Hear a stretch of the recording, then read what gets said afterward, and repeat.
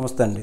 పింఛన్ల విషయంలో మా ప్రభుత్వ హయాంలో మేము ఎక్కువ ఇచ్చామని చంద్రబాబు నాయుడు గారు చెప్పడం, మొన్నటికి మొన్న మేము పెన్షన్లు ఎక్కువ ఇచ్చాము అని చెప్పడం, అవి ఈ ప్రభుత్వం వచ్చాక కోతలు పడుతున్నాయి, పెన్షన్లు ఇవ్వటం పెంచడం ఏంటి అనేటటువంటి విధంగా ప్రచారం ఉన్నటువంటిది.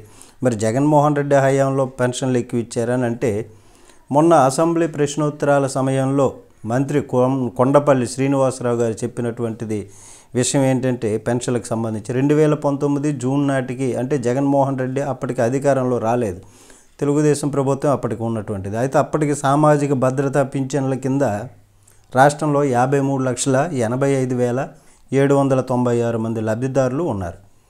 అది మరి జగన్మోహన్ రెడ్డి హయాంలో 2025 ఫిబ్రవరి నాటికి 63,59,907 మంది, అంటే సుమారుగా 11 లక్షల మందికి జగన్ హయాంలో పింఛన్లు ఇచ్చినటువంటి పరిస్థితి.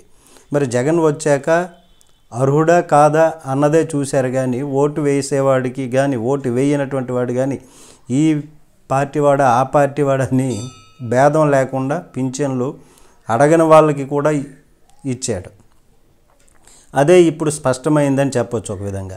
ఇప్పటిదాకా కూటమి సర్కార్ అధికారంలోనికి వచ్చాక కేవలము 14,097 మంది పేర్లనే తొలగించామన్నటువంటి ఈ విషయం చెప్పినటువంటి సందర్భంలో ఈ విషయం బయటపడినటువంటి పరిస్థితి. నమస్తే.